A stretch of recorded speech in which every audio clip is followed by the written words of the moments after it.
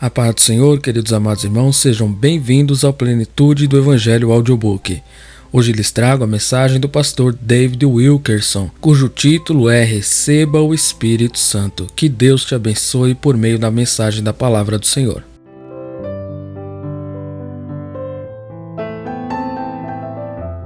Segunda Pedro 1:3. O seu divino poder nos deu tudo o que diz respeito à vida e à piedade, pelo conhecimento daquele que nos chamou com a sua glória e virtude. Por anos tenho afirmado estar cheio do Espírito. Testifiquei que fui batizado no Espírito.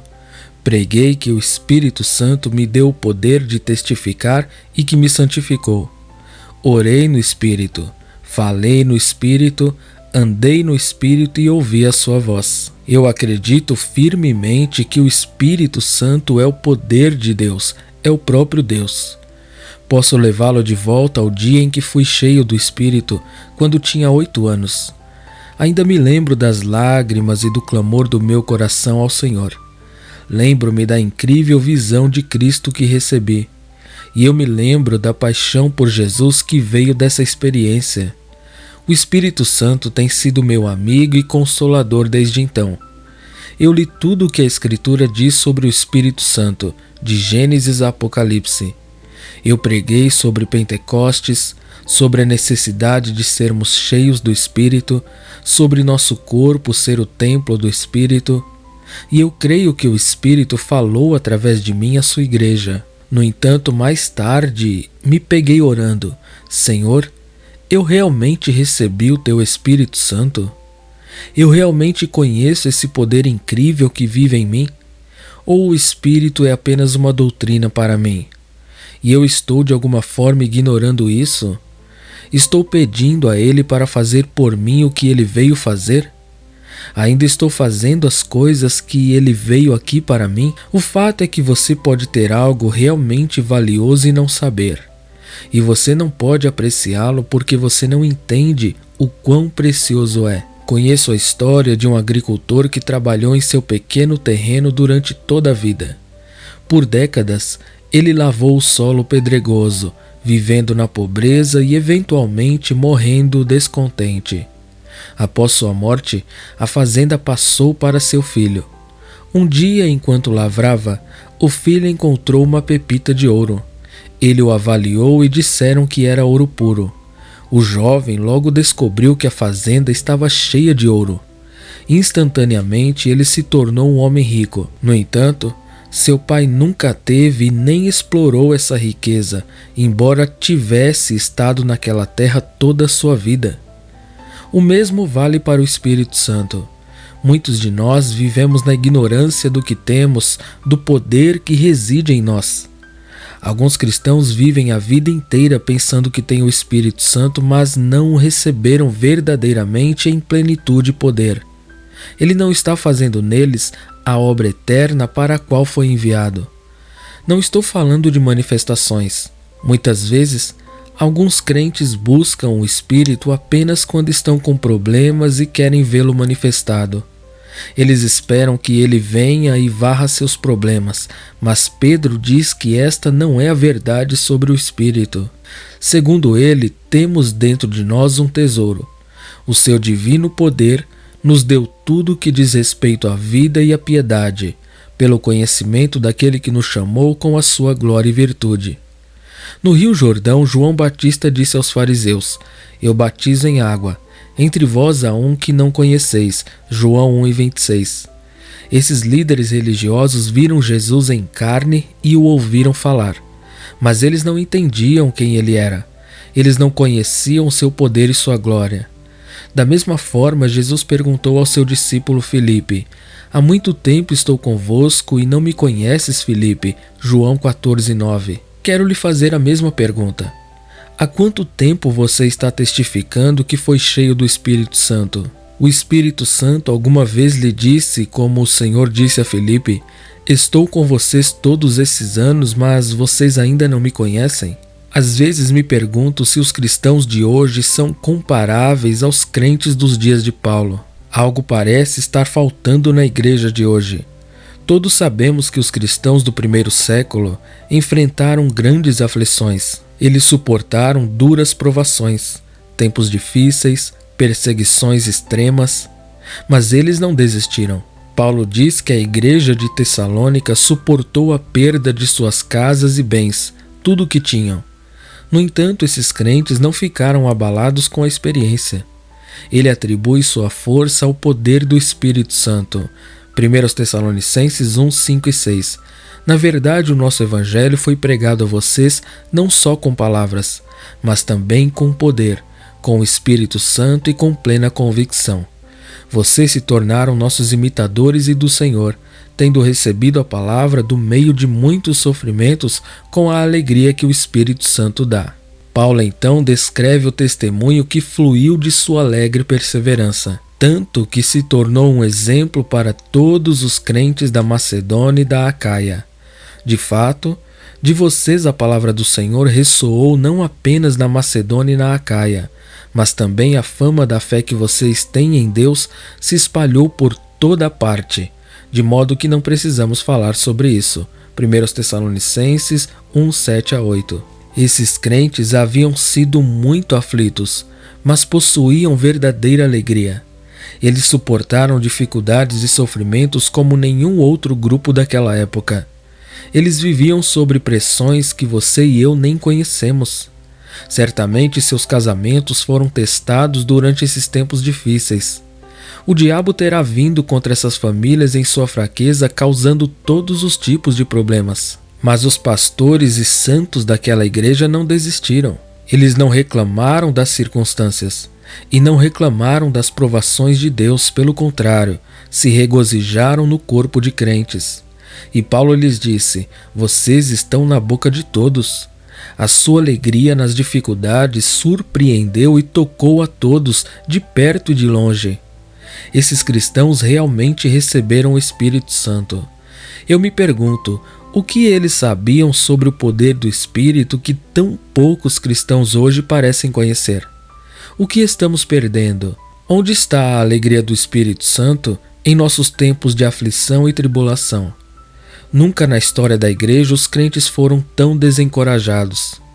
Em todos os meus anos de ministério, nunca vi tantos crentes sob tal aflição. Nunca houve um momento como este em que as famílias se deparam com crises financeiras, conflitos familiares, desespero por crianças rebeldes. Neste momento, pastores de todo o mundo estão desiludidos. Eles estão exaustos do trabalho e sobrecarregados porque veem poucos frutos. Suas esposas e famílias estão exaustas. Esses homens estão partindo a centenas em todas as nações. Um líder de uma grande denominação pentecostal me disse recentemente: os pastores estão saindo à esquerda e à direita, e as igrejas estão fechando as dúzias. Aqui está uma carta típica que recebemos de ministros. Eu pastoreio uma igreja grande o suficiente, mas meus trabalhos são infrutíferos e eu estou desanimado. Estou cada vez mais desesperado porque quero ver algo acontecer. Não sei por que eu estou tão ansioso, nem sei o que quero ver. Mas deve haver algo mais além disso. O que estou perdendo? Meu filho Gary e eu viajamos pelo mundo realizando reuniões para pastores e suas esposas. No entanto, onde quer que vamos, vemos o desespero geral. Não há dinheiro para famílias ou ministérios e a pobreza está piorando. Nos últimos meses, nossa equipe avançada se reuniu com pastores de todas as nações pobres. Em uma das reuniões, vários ministros de diferentes denominações vieram. Alguns minutos depois de começarmos nossa apresentação, aqueles homens começaram a chorar. E nosso grupo também se comoveu. Os pastores explicaram: nós nos sentimos tão desanimados. Trabalhamos muito, mas vemos poucos resultados. Não temos finanças. Mesmo que o irmão David viesse ao nosso país para falar, não podíamos viajar para ir às reuniões. Não podemos nem mesmo atender às necessidades financeiras de nossa família. E nosso trabalho é tão duro, tão difícil. Estamos vendo muitos suicídios, especialmente entre os jovens. Nos sentimos tão abandonados. Nosso ministério alugou ônibus para esses ministros virem às nossas reuniões. Mas muitos eram tão pobres que não podiam pagar moradia. Então acamparam do lado de fora com barracas. No ano passado, na América do Sul, um homem viajou 10 horas para vir a uma de nossas reuniões. Ele não tinha dinheiro para a viagem de volta, então nosso grupo orou e se sentiu pressionado a lhe dar $1.000. Quando o pastor o ouviu, ele começou a chorar. É o salário de um ano, ele nos disse. Na América, o grande problema é o estresse. Há uma ansiedade generalizada sobre o futuro, sobre a segurança do emprego. Algumas famílias estão à beira de perder tudo. Tudo isso causa estresse na família e no trabalho e as pessoas sucumbem ao desespero. Como pastor, estou absolutamente perplexo ao ver quantos problemas os cristãos estão enfrentando. Pais e maridos estão desanimados porque não têm emprego ou são mal pagos. Eles não podem sustentar a família e estão se afogando em dívidas. Multidões de idosos estão em pânico porque não podem pagar pelo serviço de saúde. O governo não pode resolver esses problemas. Os políticos só fazem promessas vazias. Olhando para todos esses problemas, todas essas dificuldades, só podemos ficar de joelhos. Dia após dia clamamos a Deus: Senhor, que mensagem podemos entregar? O que podemos pregar para trazer cura e encorajamento aos crentes aflitos? Sentimos a dor, mas sabemos que não podemos simplesmente oferecer paliativos.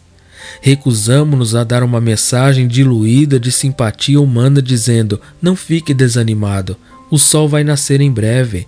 Não, você precisa de outra coisa além de pena ou um pouco de discurso. A palavra de Deus deve ser proclamada, capacitando-a para resistir a todos os tipos de provações. Esta não é a mensagem que eu queria pregar. Ao ponderar sobre as aflições, desespero e sofrimento, pensei: tudo depende dos ataques satânicos. Imediatamente comecei a trabalhar em uma mensagem intitulada Guerra aos Santos. Em Apocalipse encontramos Satanás dando poder a uma coisa chamada a besta. Também lhe foi dado fazer guerra aos santos e vencê-los, para ter autoridade sobre toda tribo, povo, língua e nação. Apocalipse 13:7. Ao juntar as palavras poder para fazer guerra contra os santos, ter autoridade, comecei a pensar: é por isso que o povo de Deus está tão aflito agora. É o poder da besta. É isso que está por trás de toda a pobreza, de todos os problemas da família e dos casamentos. Um dragão está capacitando um governo maligno. Nossos líderes são manipulados por uma coalizão maligna e grupos de interesses especiais. O diabo está impondo seus planos em nossa sociedade. É uma guerra aberta contra os eleitos de Deus. O inimigo está subjugando a fé dos santos, fazendo com que eles percam a fé em Deus. Multidões de crentes ficaram estagnados na fé e outros já foram sobrecarregados, a fé deles afundou. Eles ficaram tão desanimados que desistiram de tudo. Ao observar o que está acontecendo em nosso país, não posso negar: o diabo cuspiu um dilúvio de iniquidade de sua boca. Um dilúvio de aflição se levantou contra o povo de Deus e muitos foram levados por esse dilúvio. Jesus falou de uma hora de poder que os governantes das trevas obteriam. Quando ele foi levado para fora do jardim, ele disse aos que o haviam capturado: esta é a sua hora, este é o poder das trevas. Lucas 22:53. A palavra grega para agora significa aqui um curto período. Naquela hora de escuridão, Satanás dominaria Pedro por um curto período de tempo. Cristo o havia advertido: Satanás virá contra você para peneirá-lo e testá-lo. Mas esta era a pergunta que Jesus estava realmente fazendo. Sim, uma hora de escuridão está chegando, não apenas sobre Israel, mas o mundo inteiro. Eu não estarei lá, mas meu Espírito estará. Estou enviando a você para apoiá-lo em todas as dificuldades. Ele habitará nos corações de todos os que creem em mim. Então, quando chegar a hora das trevas, você vai acreditar? Hoje vemos o início da última hora do poder de Satanás. Tanto em Daniel quanto em Apocalipse somos advertidos sobre esta última hora de trevas que cobrirá toda a terra. E por um curto período de tempo, parecerá que Satanás está vencendo em todas as frentes. Mesmo neste momento, há sinais perversos dessa escuridão. Nossa nação parece estar girando no caos. A televisão e a internet despejam seu lixo nas casas. As instituições de nossa sociedade parecem tremer e entrar em colapso. Pense na recente controvérsia sobre a instituição do casamento entre um homem e uma mulher. O inferno parece ter vencido nesta frente de batalha, varrendo quaisquer restrições morais. O mais trágico de tudo é que Satanás parece ter derrotado a igreja. Ele enviou um espírito de morte sobre a casa de Deus e assim multidões clamam: não consigo encontrar uma igreja onde o espírito esteja operando. Para onde quer que olhe, não há fogo ou convicção, ela está morta. Talvez você diga: irmão David, como você é pessimista. Tudo parece desanimador para você. Mas a verdade é que Satanás recebeu apenas um curto período de tempo. É por isso que ele está deixando todo o inferno sair. Mas Deus havia previsto tudo. Ele não foi pego de surpresa pelo mal que estamos vendo. Não. Ele tem um plano para o seu povo. Ele formou este plano antes da criação. E o seu plano não é apenas um plano de sobrevivência, mas um plano de vitória. Há apenas uma coisa que vence e dissipa as trevas: a luz.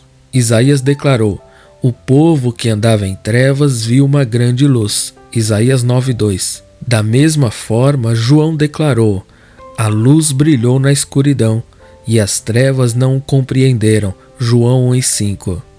A luz representa a compreensão. Quando dizemos eu vejo a luz, estamos dizendo agora eu entendo.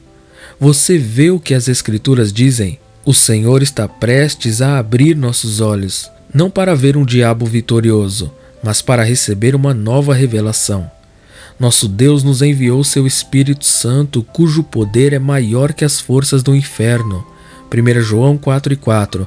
Aquele que está em vocês é maior do que aquele que está no mundo.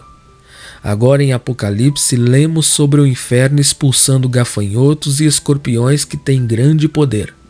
Lemos de um dragão, de bestas, de criaturas com chifres, mas também do anticristo. No entanto, não sabemos o significado de todas essas criaturas. O fato é que não precisamos saber. Não temos que nos preocupar com o anticristo ou a marca da besta. Veja, o Espírito de Deus Todo-Poderoso e seu Cristo vivem em nós. Paulo declara que o poder do Espírito Santo está operando em nós. Em outras palavras, agora mesmo o Espírito Santo vive em nós. Como o Espírito trabalha em nós em meio a tempos difíceis? Seu poder só funciona se o acolhermos como nosso portador de fardos. O Espírito Santo nos foi dado por isso mesmo, para carregar nossos fardos e preocupações. Então, como podemos dizer que o recebemos se não lhe confiamos todos os nossos fardos? Pense nisso. O Espírito Santo não está sentado lá na glória, mas habita aqui em nós. E ele está esperando ansiosamente para assumir o controle de todas as situações em nossas vidas, incluindo nossas aflições.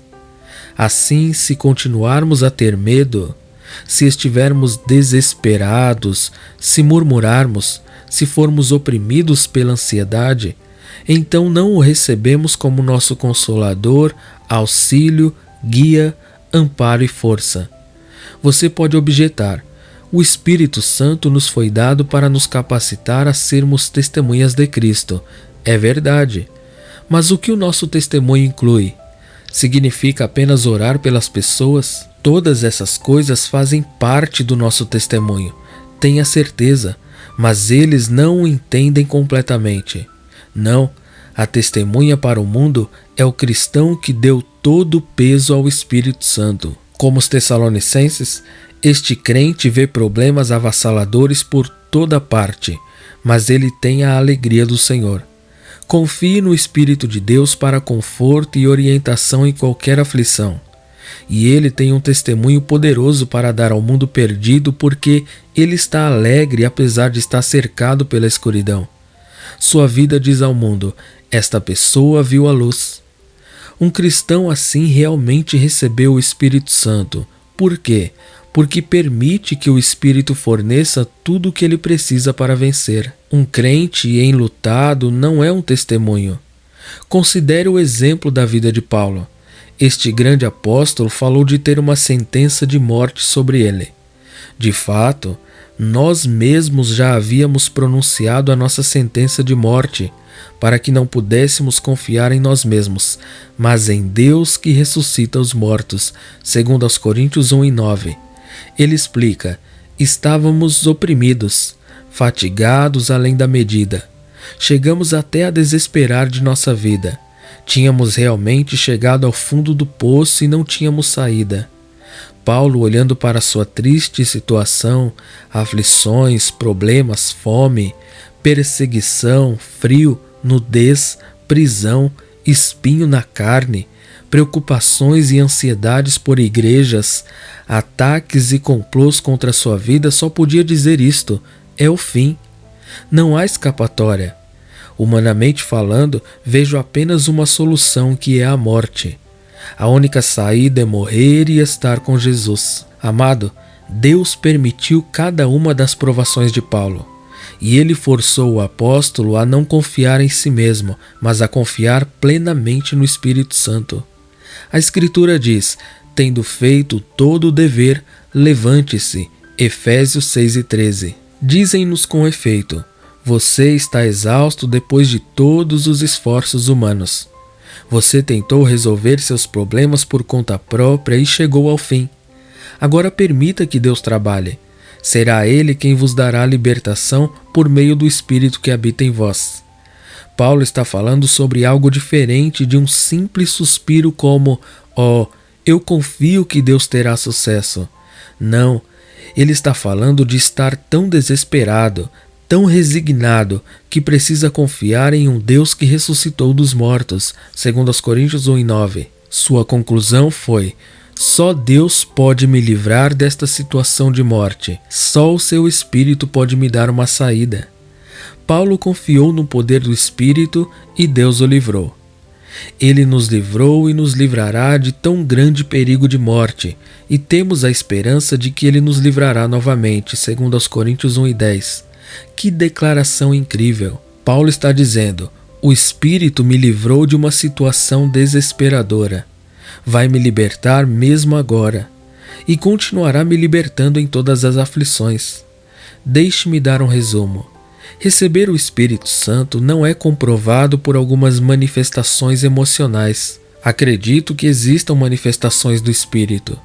O que estou falando é receber o Espírito através de um conhecimento silencioso e cada vez maior.